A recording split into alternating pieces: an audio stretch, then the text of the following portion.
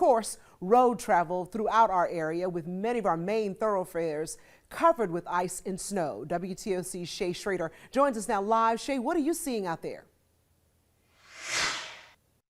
Yeah, so it's definitely been a little bit dicey today getting around. Like you said, Dawn, a lot of the major thoroughfares are covered in ice and snow, although there are crews that work trying to clear that out and make roads a little bit more passable. Now, right now, I'm at the intersection of MLK and Louisville Road in downtown Savannah, and you can see there is it looks to be a snowplow or forklift of some kind moving snow from the center of the road off to the sides, and then we have a little white one over there that's doing the same thing.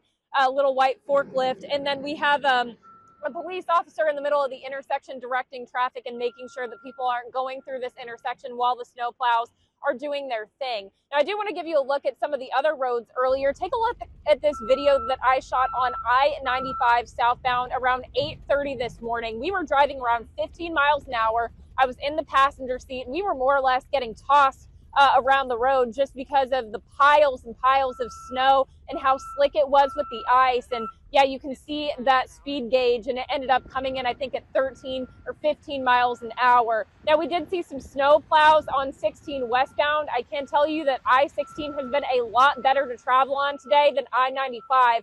But still, officials in the area are keeping an eye on this, as well as other roads all throughout the county.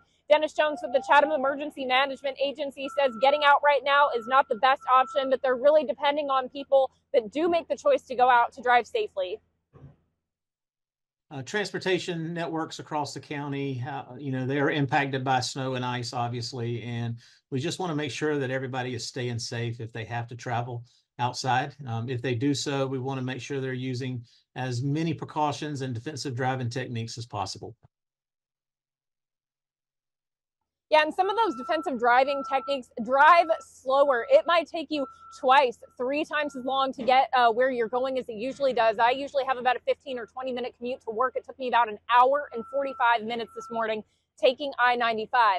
Another thing, don't follow the cars in front of you too closely because you need a lot more time to stop if you did need to stop for some reason. So you want to make sure that there is a large amount of space between you and other cars. And then, of course, any corners you have to take, any off-roads, anytime that you're making any movement at all, you want to do it very slowly. And then another tip that I can give y'all just from driving around today, this snow is blinding out. If you have a pair of sunglasses, I would pop them on before you hit the road.